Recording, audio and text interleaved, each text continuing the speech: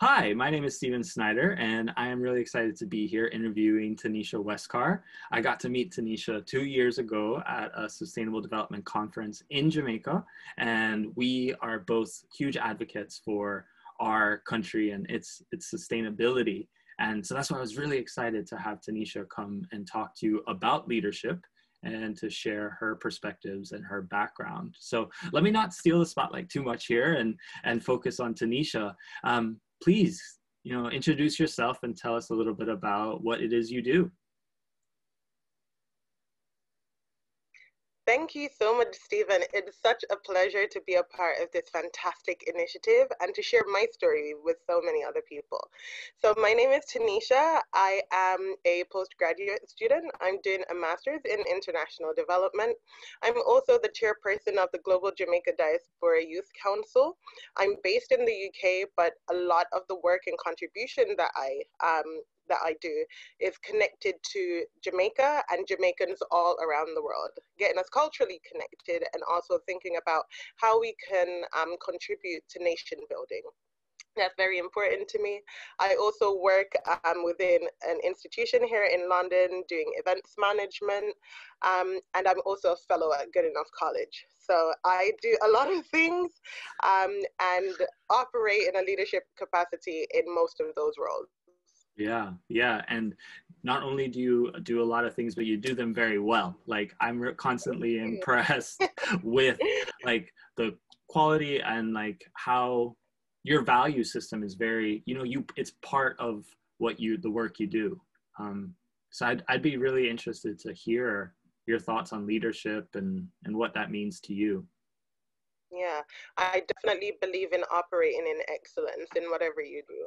So whether you're a janitor or you're the CEO, I believe in approaching with excellence. In terms of leadership, it really is about how many people you can take along with you and what you'll leave behind. And that works regardless of what sector you're in.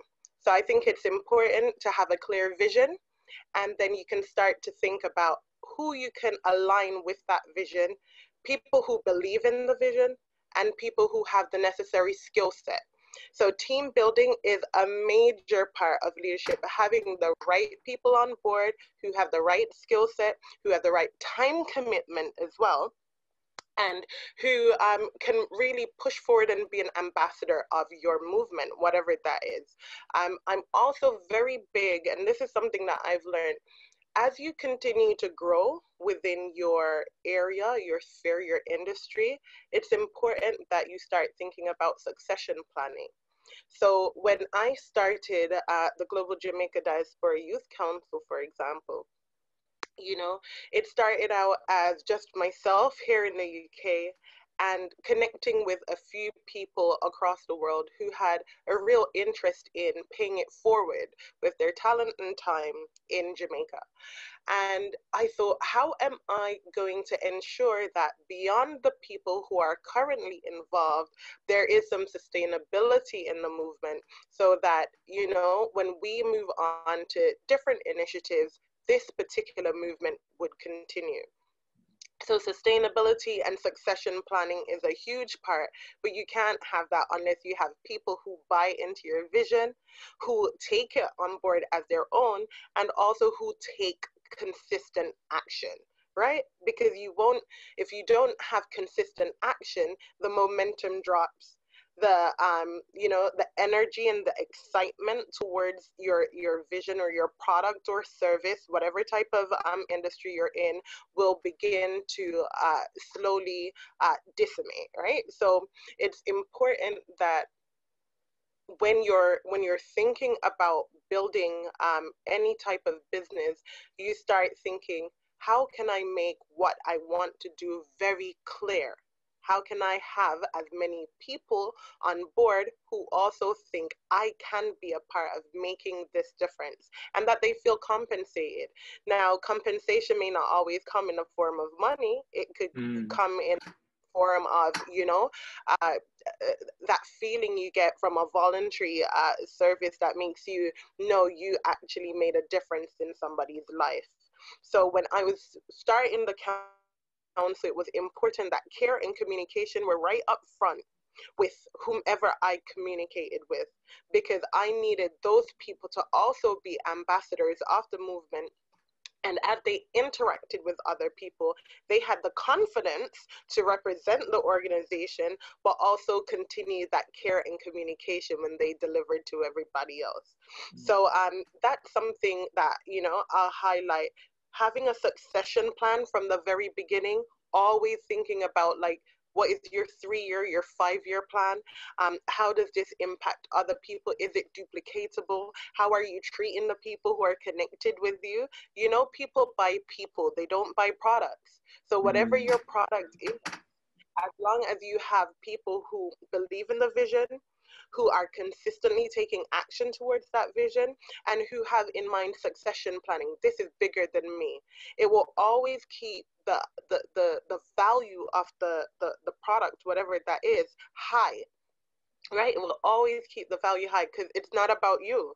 It's not about you. It's about how are you communicating the product, and how are you consistently delivering on that product. So team building important, and training is a huge part of that as well.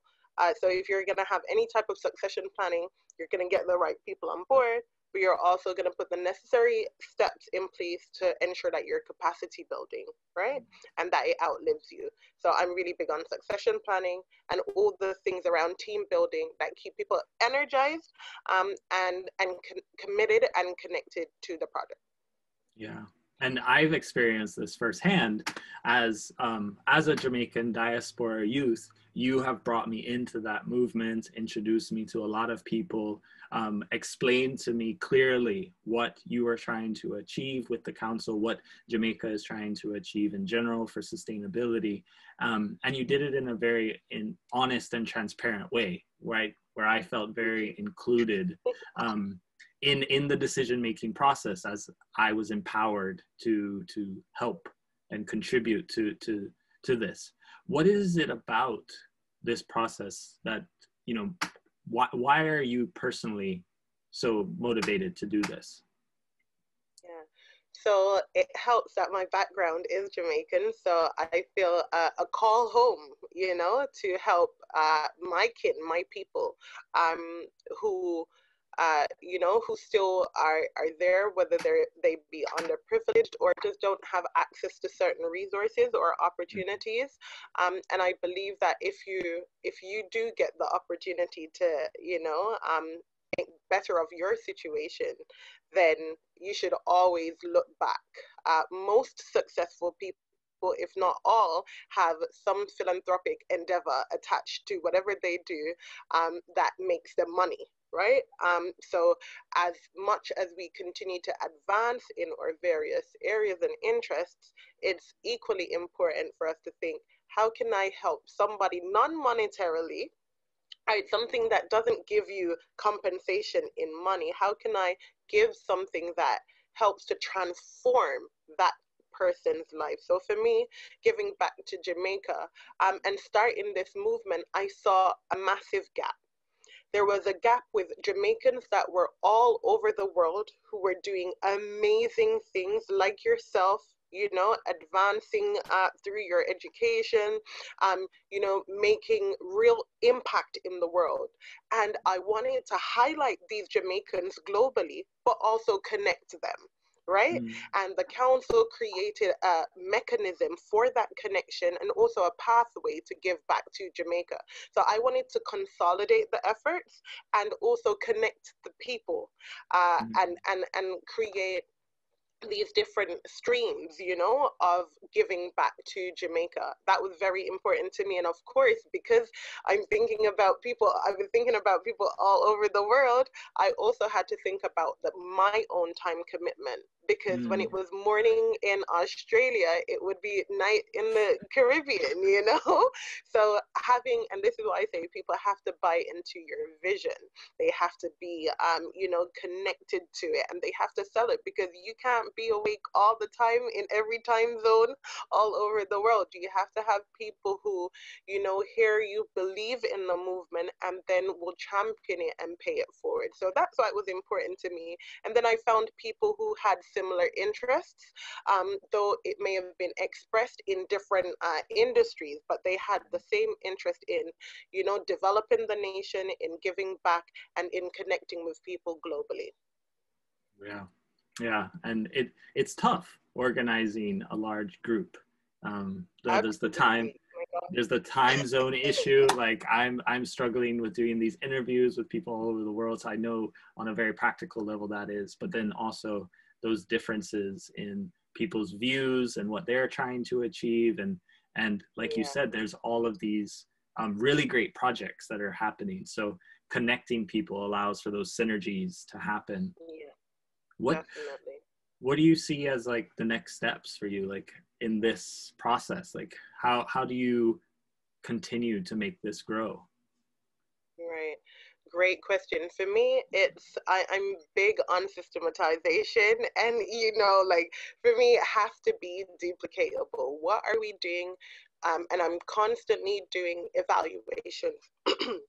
Evaluations to see what's working and what's not working, because it has to go on automation, right? So the quicker we can get some of our strategies, you know, or standard operating procedures crystallized and duplicated in different countries, the easier it is for us to go into any type of industry or any type of initiative, because we'll have the blueprint of how we operate, and then that can, you know, be applied to whatever type of initiative it is. So if it's a fundraising venture versus, you know, being on the ground, you know, traveling and doing something on the ground, versus education or training type of program, we would have had the precedence in the various regions, and it's ensuring that that same process and the same outcome can be duplicated in different regions. So right now, it's really about automation, because something that's very dear to me is succession planning. So how does it operate when I'm not in, you know, in place? Because I'm the chairperson now, I won't be the chairperson forever. But Mm-hmm. of course, this is a legacy project, you know, and a legacy movement for me. So that's really what's next, is ensuring that all the processes that we have in place, we get rid of all the gaps, the kinks, get it running smoothly, so that the next generation, the next future leaders can come on board and find something that they can add value to. Mm-hmm. Yeah, yeah, absolutely. And I like how you're setting that up for success. Um, Yeah. we're getting toward the end of our timeline, but I do want to have some time for you to like share some words of encouragement or ways to motivate young leaders, maybe in the sense of like joining your movement and being participating in something like that, or just in general. What could you leave us with as some tidbits of wisdom? Yeah, my favorite quote by Les Brown is "Live full and die empty," right? So what, and that applies to everybody, whether you're tall, short, it doesn't matter about the color of your skin, it doesn't matter about anything, your academic background. Live full, die empty. Apply yourself to something that you can do every single day, that you love, that you can make an impact, disrupt the pattern for good. You know, find a gap in an area that, you know, your talent, your skill set, can fill and make a difference. Always think about what is the unique selling point about you and your contribution, so that you can be excellent. You know, don't just think to participate, think to excel, think to be the best. And as I mentioned earlier, having that consistent action, you know, taking action. Success doesn't happen by accident, it's actually purposeful and sometimes really boring, because you have to replicate sometimes the same thing over and over and over again. You know, if you're Mm, starting up a new enterprise, do the research, put the time in, get your 1,000 hours in, you know. And if you have an interest in Jamaica, whether through Jamaican heritage or just, you know, because it's somewhere that you heard about or visited and you love, and you want to contribute to the national development, there, please do connect with the Global Jamaica Diaspora Youth Council. You can find us online at Global JA Youth. Our website is globaljayouth.com. But yeah, please do stay connected. We are all about training, development, connection, culture, and all that good stuff. But yeah, if you're a young person out there, believe in yourself, put the time in. I believe you can make the difference in the world. So just keep doing it, do your research. Most people are students, right? So research is big on the agenda. Put the necessary time in to make the difference and find the difference that you can make in the world. So true. And what powerful words to leave us on, Tanesha. Thank you so much. It's true. I can vouch that you're living those principles and you're leading the way in that regard. So leading by example. Thank you so much, Tanesha. I really appreciate it. Thank you, Stephen. You've been great. Take care. And everybody else, hope you enjoy the rest of the program. Bye-bye.